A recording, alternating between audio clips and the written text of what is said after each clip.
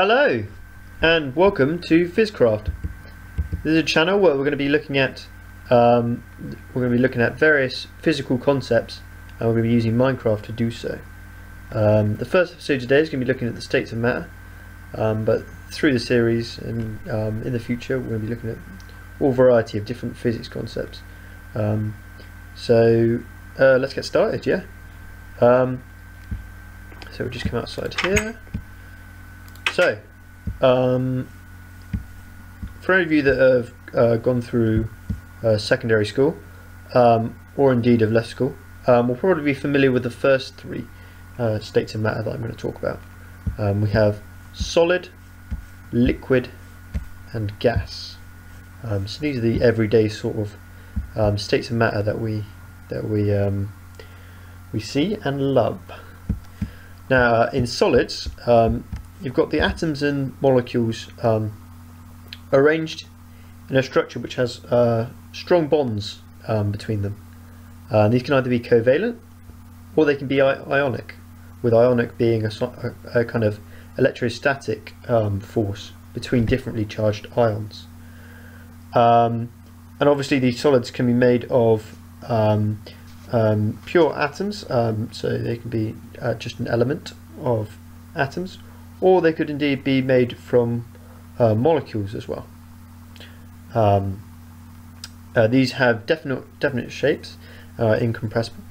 So if I break this glass here, you'll see that, like in real life, the solid stays where it is. It doesn't move, it doesn't take the shape of its container, so it's an incompressible substance. What can happen is some solids can take on a crystalline structure, such as diamond, for example, and these have a regular sort of lattice pattern inside their structure. To get to liquid from solid, you go through a process called melting, which of course we all know from sort of a melting snow into the water. So liquid is actually a nearly incompressible fluid, although in our everyday life we sort of see it as quite a compressible, malleable substance. Actually gas, which we're going to talk about in a second, is in scientific terms considered a fluid because it's something that flows. So actually fluid's quite a nearly incompressible fluid. A liquid is a nearly incompressible fluid. It takes the shape of the container, and for example here, if we break the glass, unlike the solid, the water will flow out and make a massive mess all over my nice shiny new house. So that's fun. So unlike the solid, these water doesn't generally, apart from inside the molecules themselves, have that strong bonds between, which is the reason why it can flow better. It does, however, have quite a lot of weak intermolecular forces that exist between, and that's what kind of binds it together, unlike gas, which we're going to see in a minute. But there's been enough heat applied during the melting process to change it from a solid into a liquid, so it's broken down those strong bonds that existed in the solid form. Another thing is that actually the volume of liquid is normally greater than that of the solid counterpart. So things such as liquids in liquid form at room temperature, for example, we've got things like mercury that takes on a liquid form at room temperature. The actual only substance that goes against this policy is actually water. When water is ice in its solid form, it actually has these bonds, this kind of hydrogen bond system, which means that the actual volume of the solid takes up a greater volume than that when it's in the liquid form. And obviously, to get back from a liquid to a solid, you would freeze the substance. Now, from the solid, you can get all the way over to here, to our gas state, from a process called sublimation. Or alternatively, you can go to a liquid first via melting, and then you could also boil to a gaseous form. So gas is a completely compressible fluid. It will expand and fill the container as well as take the shape of it. Typically the distance between the molecules are much greater than the size of the molecules themselves, and obviously you've put enough heat in to get rid of quite a lot of the intermolecular forces, intermolecular forces that have been keeping this fluid quite contained. So again, if we break this, obviously there's nothing in here, I'm just showing you with air, but this gas would start dissociating into the surroundings. If it was a different gas in there, it would dissociate into the surroundings with the air. And yeah, it's great. So these are the three usual states that you would have heard of. We're going to talk about a few others today. The fourth state of matter is plasma. Now, plasma is electrically conductive. It's a very high energy state of matter, which actually arises because you apply enough heat to strip the electrons off of the atoms in the substance, and do a process called ionization. This then produces a kind of structure which has positive ions with dissociated electrons flowing in a kind of degenerate sea. In astrophysics, examples of, I knew this would happen.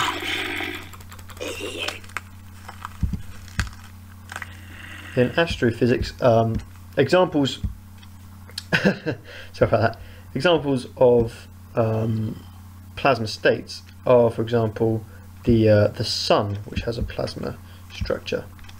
Other states are the actual universe when it was really young, just after the Big Bang, had a plasmatic structure as well, because obviously the background temperature was enough to mean that the universe was continually being ionized. I'll just get back inside a second while I'm talking to you. Being continually ionized, so that if an electron happened to combine into an atomic structure, then the background heat of the universe would be enough that it would just reionize back off.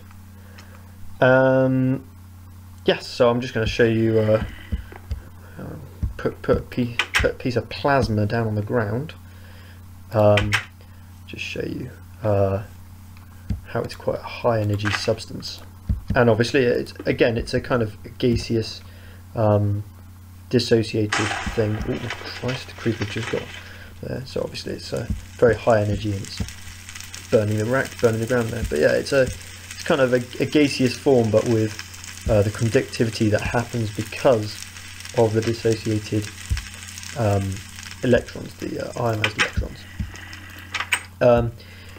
Now, actually, although plasma is mainly known for being in the sun, for example, it's quite misunderstood, and actually a lot of the features that happen on Earth are actually plasmatic states. For example, fire, lightning, and also the neon lights that you see around, all are plasmatic states. So it's actually more common than you would first believe. I'm next going to talk about Bose-Einstein condensates and what happens if you cool matter down to a really cold temperature. So Bose-Einstein condensates, you cool down to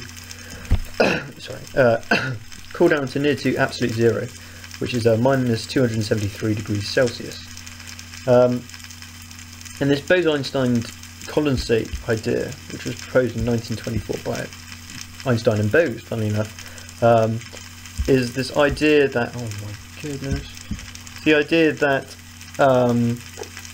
the atoms collapse into a single quantum state,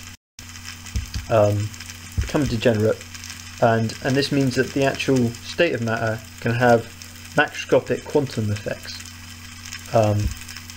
So this means all these kind of effects that are only happening normally on nano and micro scale are actually being able to happen on a much larger scale.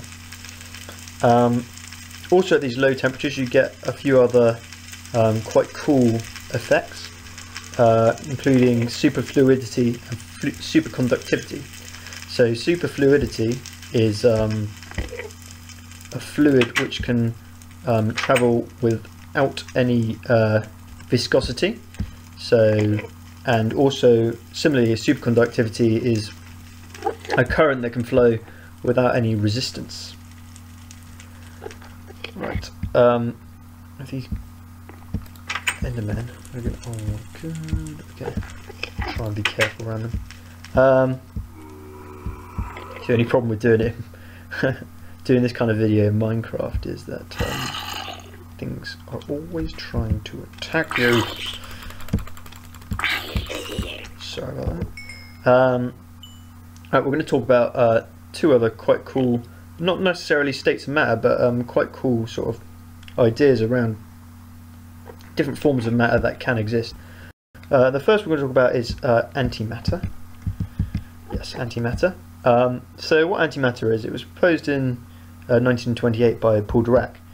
And it's a form, it's basically sort of an anti-symmetry of all the kind of matter that exists in the real world, or in the world. So what these have, they have the same mass and basically all the same properties apart from their charge. So for example, electrons have an antimatter particle, the positron, which have exactly the same mass, but they have, whereas the electron has a charge of 1.6 times 10 to the minus 1.6 times 10 to the minus 19 coulombs. The positron has plus 1.6 times 10 to the minus 19 coulombs.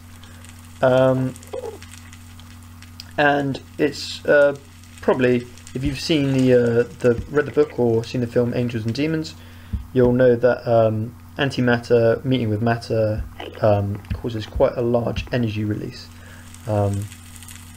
quite large annihilation process.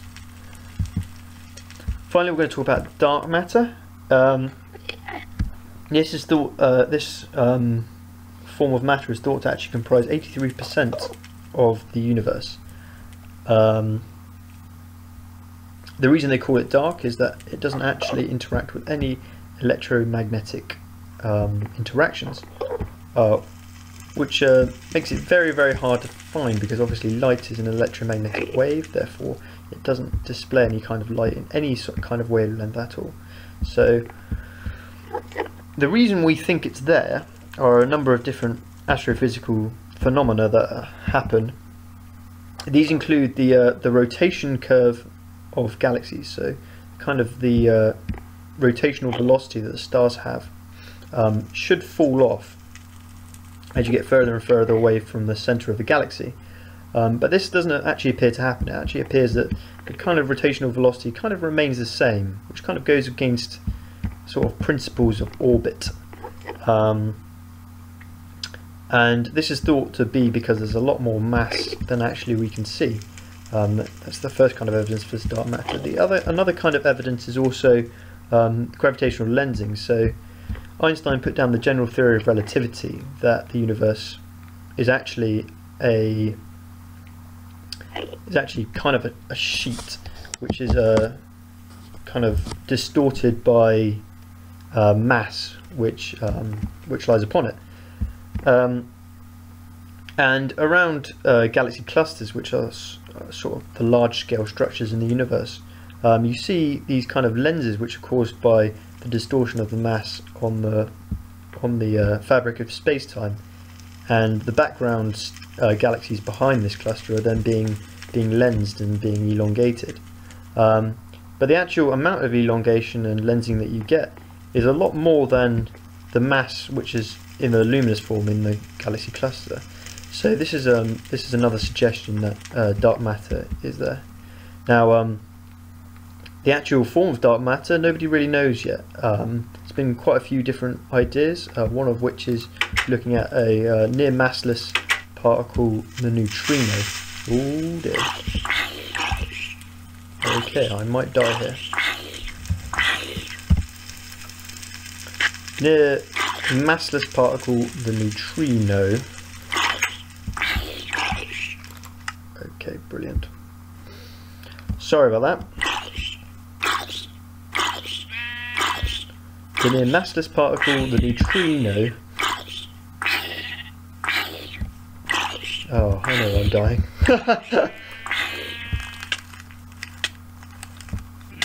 Come on. I was a zombie. Oh, I'm still on fire. Why am I still on fire? Well, that's what happens when zombies go out in the daylight. Sorry, where was I? Yes. So the idea for dark matter is possibly neutrinos, but nobody really knows. And what's hoping to happen is actually there's a few different experiments around the world to try and find dark matter, which we might talk about in a future episode. But yeah, basically there's a sort of a joint force between particle physics and astrophysics at the moment, looking for this dark matter and this thing which comprises a lot of the universe. So thanks for watching this episode. There will be more very, very soon, and we'll look at another different physics theory. Sorry I died. But yeah, I hope you enjoyed it, and yeah, leave me some comments below, which would be really useful.